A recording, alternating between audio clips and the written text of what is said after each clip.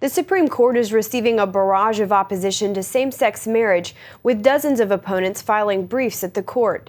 The justices will hear a case next week that could legalize homosexual marriage nationwide. Supporters of traditional marriage contend that a ruling in favor of same-sex marriage will remove all boundaries, opening marriage to 3 or more people. They also argue the High Court should let states limit marriage to a man and a woman for the sake of children. A recent study shows that children brought up by same-sex parents have a higher rate of emotional and developmental problems.